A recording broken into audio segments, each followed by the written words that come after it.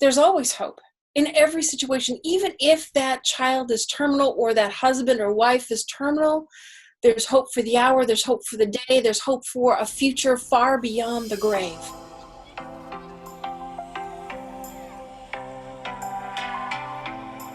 Welcome to Grace and Grief. I'm Lysandra.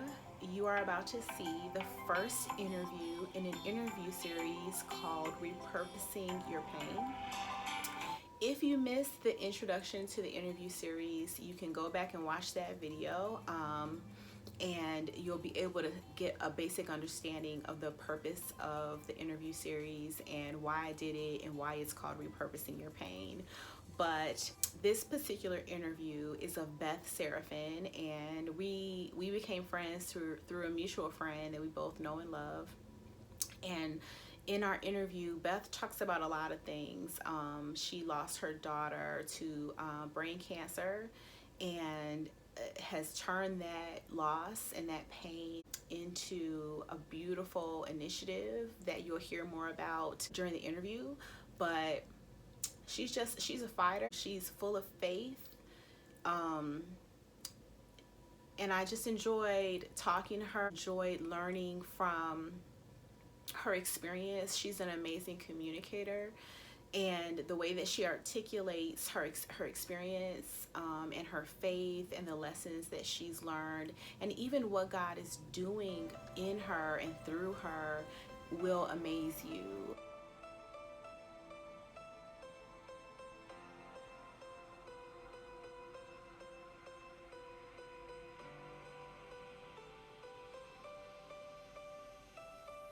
My name is Beth Serafin, and our organization is called the H Life. We're officially 2 years old this month. Wow. What is the background of the H Life? Well, my daughter, Heather, was diagnosed with DIPG. DIPG is an always terminal brain cancer. It usually hits 5-year-olds to 11-year-olds. There's only 250 kids that are diagnosed per year on average.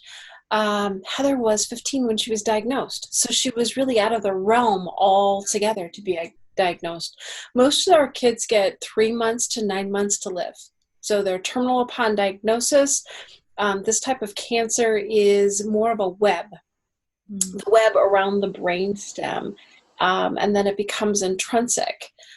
So their life is immediately halted.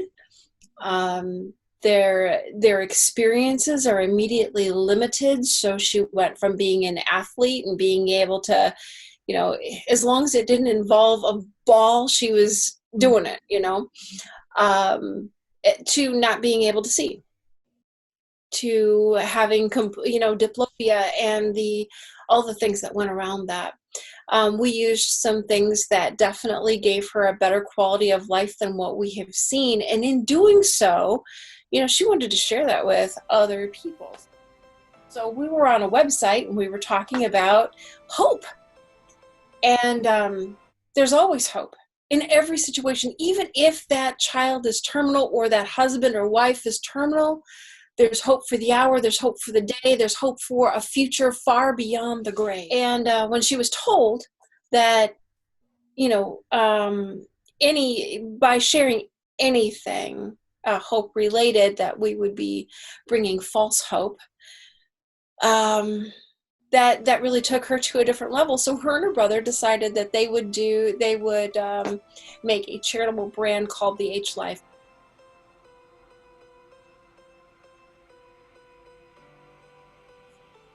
Because it's just the H, because we're not allowed to talk about hope. And then her brother and her go back and forth because, her name was Heather. And she would just look at him and grin and say, Heather. Right. All the fun things that a sister can do to torture a brother, right? As he was doing all of the designs and everything like that. Heather actually got to be a part of the very first vendor fair that we went to. And this is her shirt right here. This is the one that she chose. And of all of his designs, there's actually 3 designs that she had chose. So, this is all about black and white, because when you look at the different colors, there's 1,000 colors out there because there's so many different types of cancers. There's so many different types of disease. The purpose in doing everything was black and white is it's all bad and it's all horrible and none of it should be happening. Yeah. So it's an absolute to them that our hope is founded in Jesus Christ. So we really wanted to portray that. Heather passed away 6 weeks later, October 25th, 2015, exactly 2 years from her diagnosis. Right. Almost, exactly to the day. Wow. And so it took me a little while to process that. It took me a year and a half, actually, to get myself together. Here, May 10th, we officially became a 501c3 2 years ago. And it was a matter of a lot of prayer. One of the things that I can say is as you're choosing what you want to do to memorialize your loved one or, allow them to continue to live because of the things that they did, the good things. Yeah. We don't want to rush those things. Allow those things to develop and God to put those things in your hand. We had the hoodies and the t-shirts and things like that. And I was in the garage. I was like, okay, Lord, I'm in my 50s. How am I going to be able to do this into my 70s? And because I never want to stop. Right. And I was like, Lord, I need a consumable. So we did this Westville Pumpkin Festival, and I'm, it's a 3-day event, and I'm, doing the event. I'm having a blast. I'm meeting people. I'm sharing her story, but in everything, I'm praying with people. I'm, I'm getting to do exactly what she had intended. Yeah. Just lifting up people in hope and the idea that there is the power of overcoming. And a friend of mine went around the corner and she talked to a gentleman that owned a fundraising book. And she said, oh, you've got to get your stuff into his fundraising book. Like, okay. So I sat down and talked with him, and it was going to it was going to take thousands of dollars. To be able to keep the amount of stock. I estimated between $5,000 and $7,000 of stock just to be able to fill orders, because orders had to be filled within 2 weeks and all of that. And we just weren't ready. Yeah. How you hear of businesses starting and them failing because there wasn't enough money. Well, we had Heather's savings, $1,800, $1,874. That's it. And that's how we started. So, I said, someday this would be a really nice thing to do. And I'm so glad that we, sat down and talked. He says, well, wait a minute. He says, I have an idea. Just give me 3 days to pray about it. Just we'll get back together. Oh my gosh. Wow. I'm like, all right, what kind of idea can you, because I can pray that God will miraculously give me the funds to do this or open some doors, whatever. And we got back 3 days later, and he said, I own a coffee company and I have organic teas, and I would like to make you your own label, your own coffee company. And I know nothing about coffee. Not a thing. I don't know anything about coffee. Honestly, when he talked to me, I love tea, organic teas and things like that. So I said, well, let me go home and pray about it. And I walked into the garage and I said, I just stood here last week and asked you for a consumable. Oh my. Here it is. God had made a way, but he had to put that on my heart to pray that to begin with.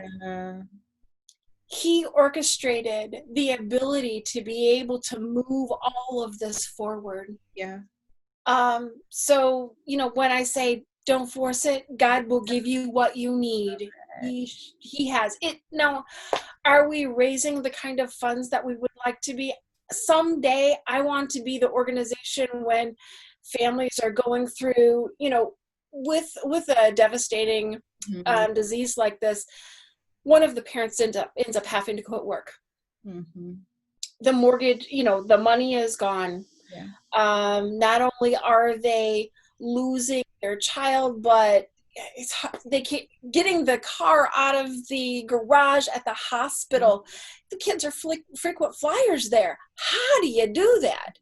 I want to be able to get to the point where the electricity is not coming on, they're not going to be able to pay that bill. I can just pay that, so that with all of the other things that a family has to worry about, that's not one of them. I want to be able to meet needs that are real and genuine.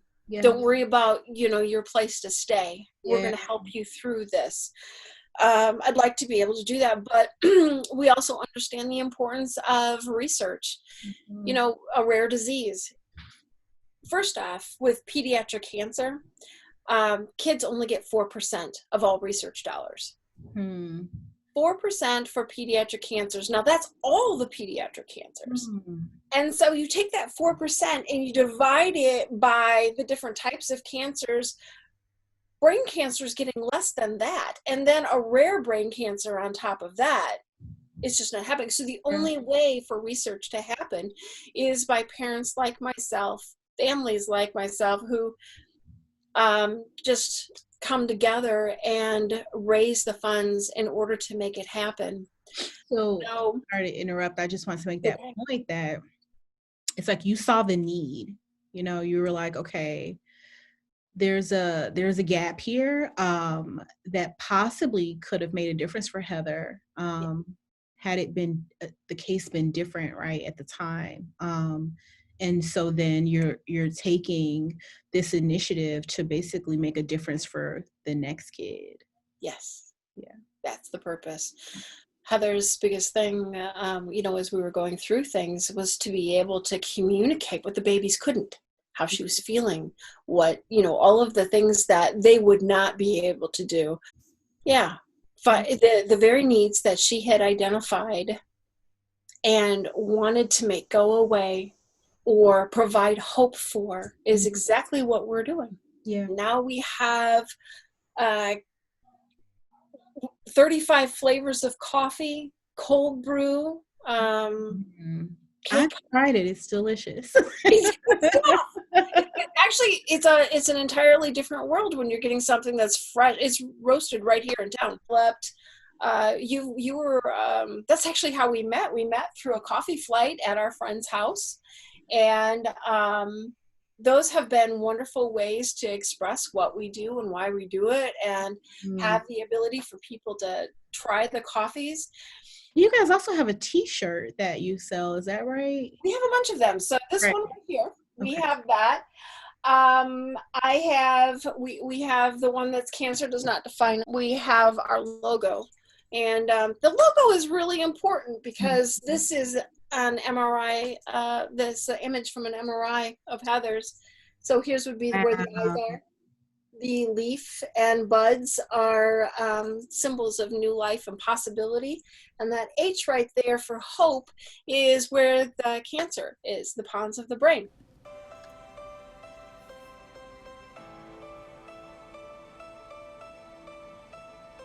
Would you say that doing this has helped you in your grief process?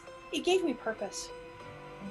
I don't think that she knew at the time that this was going to give me a life purpose, but that's what it did. I did not know the journey that it was going to take me on. Just like you didn't know the journey that, as God spoke this to you, you did not have a clue that we would be doing this together. I did not realize that this purpose, what she had given me, was going to give me the gift of being able to help other people who are grieving, going through the process, to be able to have the conversation and be real with them. Yeah. And know that the most important thing that I can do is listen. Yeah. I had no idea. But I just really felt like I was carrying through what she wanted. Yeah. And the day by day, I see her creativity, I see her hand, I see how, I don't know how to describe it, but things come together and you go, oh, you did that, didn't you? It's like orchestrating and coordinating with like angels or God. Like something is happening. I know it because you're Yes. all over this. Yes, you are all over this. That's the thing. Yeah. It's a heavenly kisses kind of thing. And it's the day-to-day, oh, this is how it went. Mm-hmm. This is the peace. This is the joy. This is the thing that you wanted. This is the hope that you truly wanted to bring. And even though you're in heaven, you're, I'm just the feet. Yeah. Yeah. And it's the sanity too. Yeah. At the same time that my daughter passed away, my son is a grown man. So I have the daughter passing away, but then it's empty nest.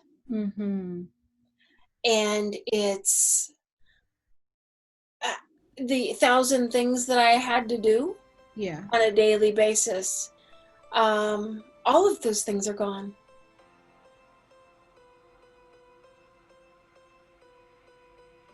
Whether it's COVID season or not, there's nothing wrong with ringing the doorbell and leaving a gift behind. There's nothing wrong with sending cards and letters or phone calls, Zoom conferences. There was nothing I got, big or small, that did not help me. Everything. All things. Every text, every call, like all the posts about my husband, all of these things helped me in some way. Just to also know that he mattered to other people. Yeah, that. Oh, that. So big, yeah. And being able to say their name. Yes, yes. Say my daughter's name. Say your husband's. Yes. Watch a lot of people think that if they say her name, that they're going to remind me that she's going, well, I'm already thinking about it every day. Yeah. But it's nice to know that you haven't, so. Yeah. A list of things, go mow the grass. Yes. Oh. Mow the grass for the person. Let that person wake up in the morning and see the grass mowed. This is rich. Yes. Right? Let that person see that you washed off the car.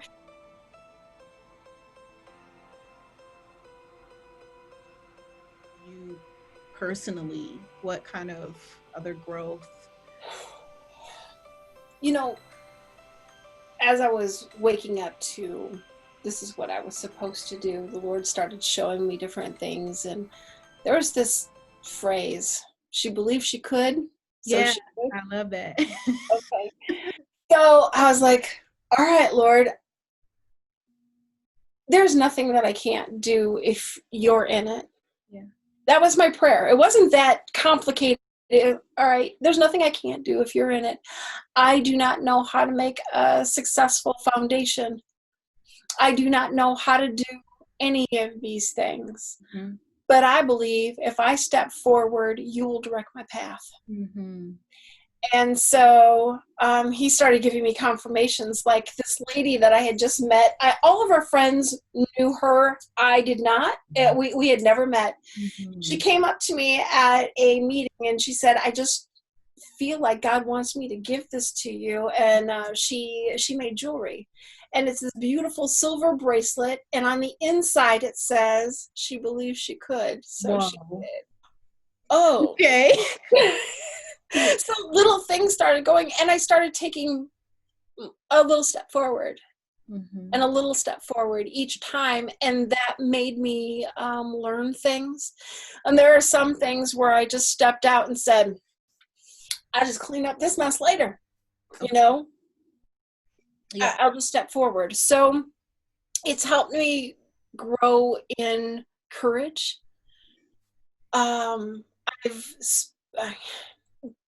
I'm a teacher. I'm not a public speaker.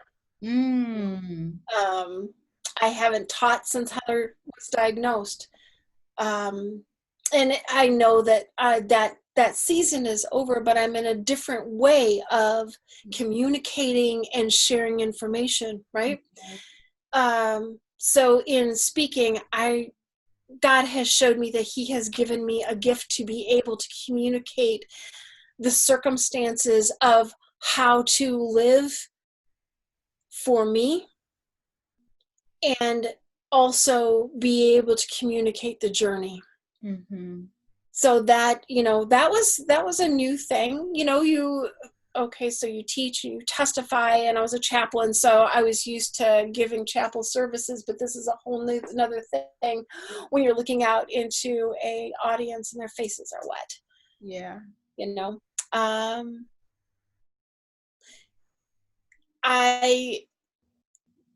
It is also, you have that peace, but there's sometimes in what you're doing, it's not peaceful because you're being stretched. And how I've been changed is I'm more willing to be stretched. Wow. Oh my God. I am more willing to be stretched than I have ever been willing, because although the stretching is difficult, it's good. Yeah. And the result is good. So that was another way I've changed.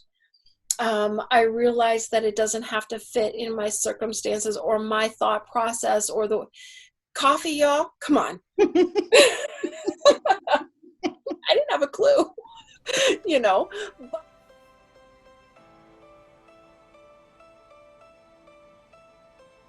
that verse, he takes beauty from ashes. Yeah. I love that. And it really is that. So there's this incredibly horrific time, whether you've lost your grandchild, your child, your husband, your father, your mother. Mm-hmm. There is ashes and something is no longer the same, and it's the hardest on the physical body, the mind, the spirit, everything. Yeah. We love hard, so we grieve hard. But he's able to take those moments and turn them into something beautiful, even though, like you said, there are days when I wake up and say, I'm going to write a contract for what? Right. I don't see how I've gotten here. No, have this, and I was wondering, like, the last Thursday,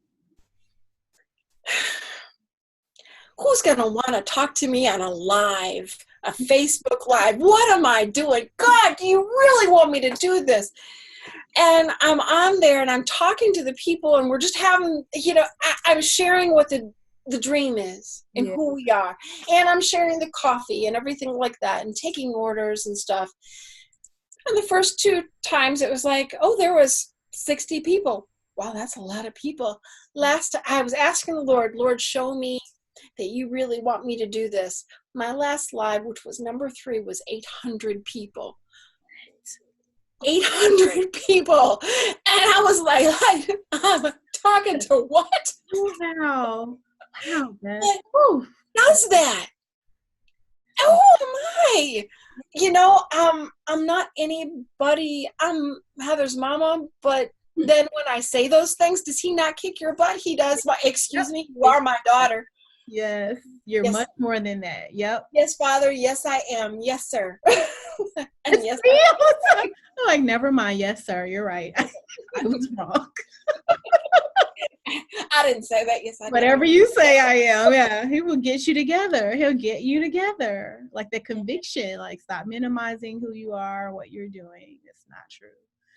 One of the things when I was going through this too, as I said, God, I don't have a business degree. Yeah. I don't have a communications anything. Yeah. I'm not equipped. Yeah. And then as I'm reading the word, and I'm just trying to bring it all in to this brain that became mush. I don't know how that happened, but all of a sudden I lose my kid and I lose my brain too. All my brain cells left. They just moved out.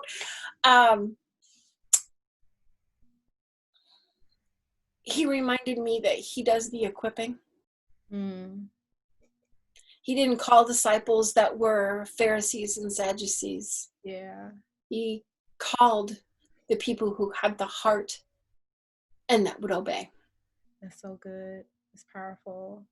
So whatever, as everybody's looking at how I really feel that maybe God's calling you to write a book. Maybe God's calling you just to have conversations or bring flowers to people in the hospital, or, whatever it is, and you just don't think you have the capacity to do it. Just let God be God, and let him heal you through it. That growth and that stretching. Yeah. There is a lot of healing in it. I don't know what it is, how it works together, like what are the dynamics, but I feel like all of this, even it's hard to tell your story and it's hard to walk this out. I feel like there's so much healing in being able to help other people through the thing that was supposed to break you. Yeah. Like almost like to stand on top of that thing and then be able to give something to someone else. It's empowering. It always is like, I think, solidifying and re-healing and kind of reaffirming something about God's goodness and the power of God, and like your hope, Kenneth had a purpose. Yeah.